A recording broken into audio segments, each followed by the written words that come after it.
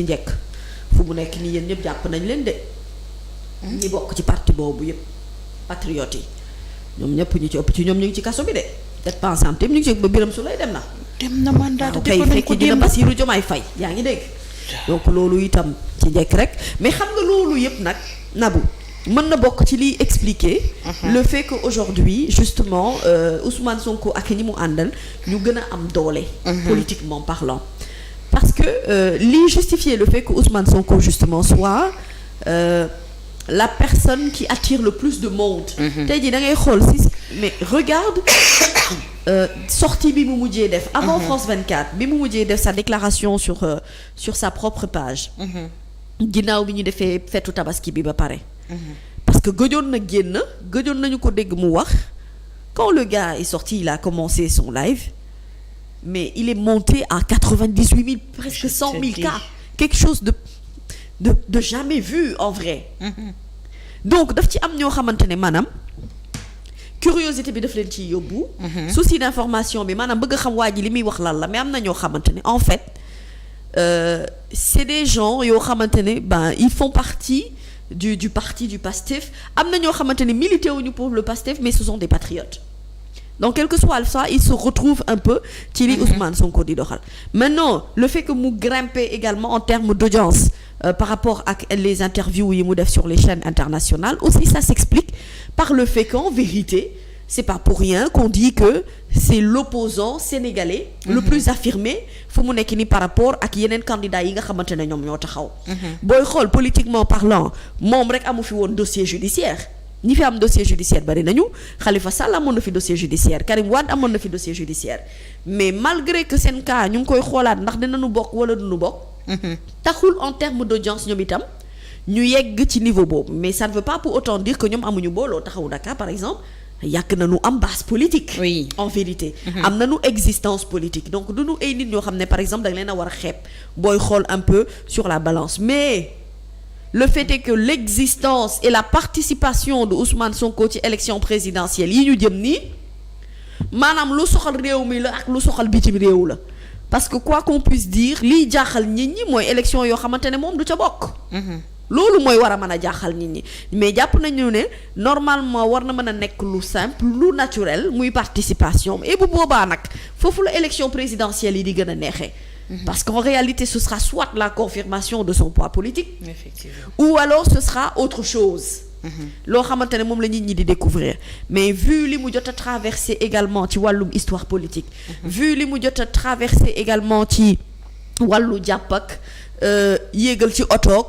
wàcceek bañang-bañangee créer circulation manifestation yi topp ci ak yeneen yi loolu yëpp benn nit rek la qui s'appelle Ousmane Sonko en vérité il y a eu aucun homme politique supposé être dans l'opposition entre guillemets boo xamante ne suscité nga autant de sympathie autant de xolu yërmande boo xamante ne dañ nit ñi maanaam dañ ko koy xoolee parce que dañu jàpp ne dafa bëri maanaam ci ay injustice yoo xamante ne teg nañ ko ci ndoddam et loolu yëpp plus nag léegi arrestation yu bëri yi vague d'arrestation yi nga xamante ne moo laal ñi mu àndandool di liggéey ñëpp te ñu ci ëpp ci ñoom nag vraiment dañoo bokk ci tête pensante patriote yi Pastef yi gis naa benn journal bu ko bind naan Pastef arrêté te il a raison parce que booy xool Bassirou Diomaye Faye un Birame Souleye dernièrement boo xamante ne démb jàpp nañ ne placé nañu ko sous mandat de dépôt loolu yëpp dafay ñëw poser sur la balance et sur le plan international loolu yëpp dañ koy juger en vrai dañu koy juger et mën na aussi yokk beneen poids boo xamante ne maanaam beneen poids politique bu muy gën a ñëw tegu ci kiiwu Ousmane Sonko parce que dañ naan comme ñi ko jege jàpp nañu leen askan wi naturellement dañuy bëgg naturellement wan ko ne tu n'as pas besoin nga entouré ou justement de tes partisans ci question politique ou de tes hommes de main pour nga war a xam ne wéetuloo en vrai il faut nga dem ba ci biir nga mën a comprendre ne affaire bi finalement ce n'est pas qu'une histoire de parti politique j'ai l'impression que l'histoire est beaucoup plus profonde que ça et c'est ce qui fait que Ousmane Sonko est l'homme qu'il est en ce moment à considérer et à prendre très au sérieux voilà surtout waaw yàlla baax na xanaa ma joxaat la yeneen ñaari kii rek après ma dem wala doyal nga def. jox ma bu dee kaala kay ay ca bismillah Pape Djibril Fall. ñi muy àndal dañ koy investir le 5 août. waaw le 5 août waaw j'ai vu l'affiche.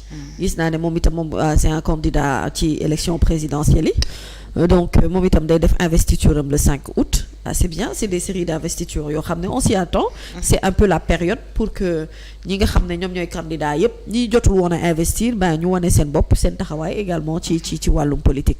Lui il va le faire après l'annonce du président de la République Macky Sall qui est attendu vendredi inchallah koñ ne suba nga dee moom boo yóbboo nga takk say bagages te xam ne jarut a yàggal. beneen ba ca topp mooy après l'investiture également de Ousmane Sonko qui est prévu pour le 15. Donc il va se greffer bien après tous ces événements politiques là pour def li nga xamante ne moom mooy investiture moom itam on attend de voir natt bu baax poids politique bi nga xamante ne am na ko parce que présidentiel du local te présidentiel également du législatif. Effectivement ba pare si seen nattaangoo bi lancé na benn cagnotte pour mën a am xam nga 30 millions la ñu laaj pour nga kii mën a bokk ci candidat. Kan moo lancé cagnotte. Siré Sy dafa lancé cagnotte. Ah pour am 30 millions caution yi ñooy laaj. Ah waaw yàlla na ko ci yàlla jàppale ak ñi nga xam ne xëy na peut-être ce sont ses sympathisants tu sais Siré man mënuma ko wax lu bari Siré c'est un ami, c'est quelqu'un que je respecte beaucoup, quelqu'un pour qui j'ai beaucoup de considération. Il est dans son droit d'avoir des aspirations politiques. Ak mon parti mi du góorgóorlu la non je crois. waaw góorgóorlu yi. waaw nag est-ce que góorgóorlu itam mën naa dajale 30 millions c'est à voir mais enfin ñi nga xamante ne dëgg-dëgg bëgg nañ ko jàppale ci mbir yi bu leen ko jaralee. dinañu ko def pour tout simplement pouvoir l'appuyer parce que présidentiel effectivement il faut des moyens. du ñëpp ñooy jug rek pour nekk candidat. on espère que cagnotte boobu muy lancé dina ci am ndam loolu laa koy ñaanal c'est tout le bien ou tout le mal que je lui souhaite incha allah. yàlla baax na ma mais waaye tamit candidat yi bariwul déjà ci décompte bi on a li ñu wàññi ci ay candidats daanaka toll nañ ci 37 plus de 37 candidats finalement je me demande. dina ko ëpp bu fekkee ñoom ñëpp. ku nekk en ce moment fu muy jëlee 30 millions yi muy demee kii élection. en ce moment daal xamaluma ko dara wax dëgg yàlla lenn nag xam naa ko ku mu neex mën ngaa sëmp sa dënd waaye conseil constitutionnel moom mu ngi xaar ñëpp au tournant. conseil constitutionnel na bu koor ku ko dul bàyyi xel lu la neex defal. candidat yi dinañu ëpp lim bi nga gis nii. parce que man jàpp naa ne ñi bëgg déclarer wu yëpp. déclarer gunu ko am na ñoo xamante ne. comme je t'ai dit danoo yàgg maanaam ci wàllum participation ci ay élections. Effectivement. Après moi ce que je ne comprends pas Nabou mooy quand tu participes une fois 2 fois à des élections présidentielles et que amuloo résultat noonu pourquoi participer une énième fois man loolu dafa mës a nekk problème ci man parce que je me dis xaalis bi ngay investir pour battre campagne pour une élection présidentielle boo xam ne les derniers résultats si tu vois si je suis un peu ton raisonnement aussi les sondages et les tendances ne vont pas en ta faveur boo dee natt dëgg-dëgg sa poids politique parce que xam nga élection présidentielle du ay élection wu gox est-ce que comprendre nga oui mooy ne fi nga dëkk naam mën nga faa am nit ñoo xam ne dañ lay soutenir ndax la nga fay jot a liggéey ak la nga fay jot a investir wala gis nañ ne amal nga leen njëriñ ñooñu amaana loo soobu mën nañ cee ànd ak yow ak ñi nga xam ne dëgg-dëgg bu dara dul dara ñoom dañoo ànd ak yow te dara du tax ba maanaam ànd gi ñuy ànd ak yow mu am lu koy dakkal ñooñu mooy c'est des gens yoo xam ne pour sûr mën nga compter sur ñoom mais est-ce que cette situation bi nga xam ne moo posé wu foofu mu ngi posé wu ci yeneen localité ak yeneen ba wër Sénégal gi yépp pour que ñu mën la def candidat parce que ku xës ba ñam benn yoon war ngaa mën a xam dëgg-dëgg li fii la muy saf lan la ça c'est vrai voilà et moi je trouve que cet argent bi nga xamante ne moom la ñuy investir ci ay présidentielles mënoon nañu ko investir ci yeneen i secteurs yoo xamante ne ni maanaam nit ñi daañu ci gën a gis seen bopp par rapport ak politique de développement wala par rapport ak politique je sais pas moi d'emploi de jeunes wala pour être beaucoup plus utile à son pays, à sa société. Maintenant le parti politique peut être là, peut exister. keneen koo xamante ni itam falu na te mu gis ne compétence yi mu soxla yow am nga ko mu woo la ngeen ànd liggéey ca loolee loolu jotewul ak transhumance dara en vérité. C'est des questions de consultance ou entre autres selon le besoin bi nga xamante ne moom mooy pesé wu pour man utilité bi foofu lay gën a nekk. Effectivement. Que mu nekk ci participation boo xam ne tu investis beaucoup d'argent et que par la suite après doo am retour bi nga xamante ne moom nga ci soxla.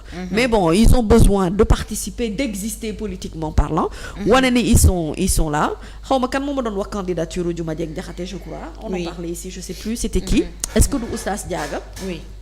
xaw ma moo ko doon wax xam nga am na ci ay candidats yoo xamante ne yàgg nañu ci ay présidentielles te dëgg-dëgg c'est pas pour autant que def nañu fii vraiment grand feu te fu mu ne nii daal dafa am benn top 5. boo xam ne ñoom ñoo nekk ci kaw top 5 yooyu candidats yooyu muñ dee nattante ak di puusante doole ci ñoom la ne ñooñu nag amaana liggéey nañu ci wàllum politique.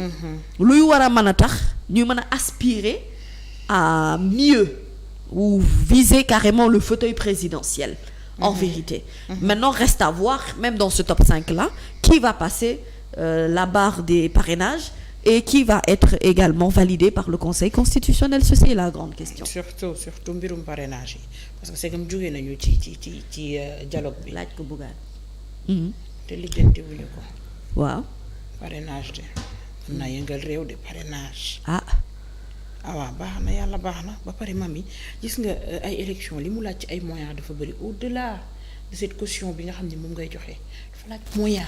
kenn rek laa fi législative yi koo xam ne laajul caution te nit ñi naturellement spontanément dañ koy dajaleel benn nit rek la dem muy Ousmane Sonko. ba pare xam waaye nga nag comme tendance nañ ma nattal nañ ma dajaleel dafa xew. nga présidentielle dafa metti da ngay wër daanaka Sénégal. léeg-léeg nga wër àddina am législative yi ñu jógee rek. daanaka firnde la ci li nga xam ne moo mën a xew législative yi gis naa ci man candidat boo xam ne daa dawal otoom ba waaj a yegg fa mu jëm mu paan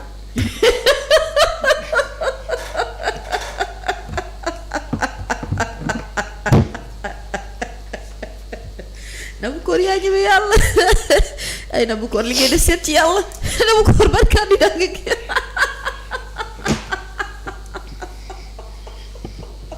astagfirullah xale bi moo ñëwee yàlla yow ban candidat nga gis mu dawal oto dem ba ci yoon bi mu paan Nabou Cor. wallahi azim. non mais qui dis-moi qui.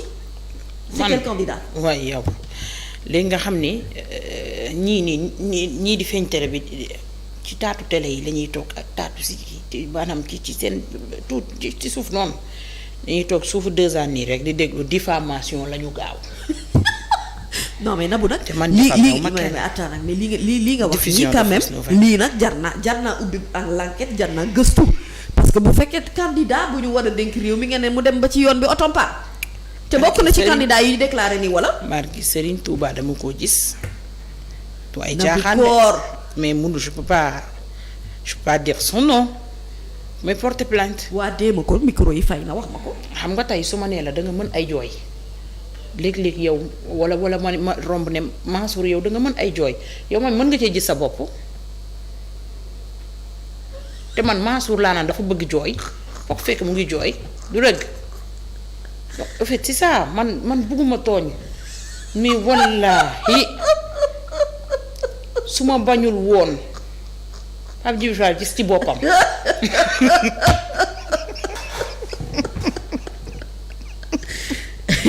Ahmed Aïdara man dama lay wax de gis nga présidentielle yi ñu jëm plateau bi du ma ko mën a bokk ak Nabou Cor loolu du ma ko mën Nabou Cor léegi kooku dafay paan ba pare day jooy dafa boole ñaari wala. non ay man bu ma dugal nag.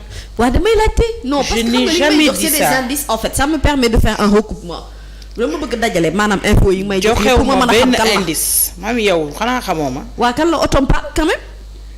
kan la otom paan xanaa xamoo ma. ban candidat moo dem di battre campagne. damay dem sommaire de mami li ñuy dugg ci waxtaan bi j'ai très mal à la tête il faut ñu liggéey du dëkk. sa bopp dina metti ko. sa bopp dina metti ndax danga doy waar. man nag xam naa ne présidentielle yi ñu jëm dinaa xalaataat bu ba may wax kii naan dëgg la moom. mais caaxaanuma de man Sëñ Tuubaa moom du ma ko waat ci ay kii maa ko gis. paan ay essence ay yu metti di leen daal te législative donc la woon de. mu paan. te boo moytuwul. mais est-ce que candidat la ci présidentielle yi. yàlla baax na. damay laaj est-ce que candidat la quoi. candidat la ci présidentielle yi wala ki paanoon ndax moom itam ci législative yi rek la yemoon. wala c'est un candidat pour l'élection présidentielle de 2024. waaw. candidat la bokk na ci kay. candidat la. d'accord. candidat yi kat ku ne ngi ci. xanaa xamoo internet yi ni mu bëree ay profil am na ci ñoo xamante ne dañuy dugg ci waxtaan bi di waxtaanu am ñoo xam ne dañuy xëy xola bu ñuy jógee ñu jug ñuy ñaxtu ñoom ci commentaire yi la ñuy nekk de di ñaxtu waaye wuy ma bu ñu ubbee la ñuy commencé ñaxtu ba ñuy wàcc waaye xam nga lu neex dama leen di vent gisuma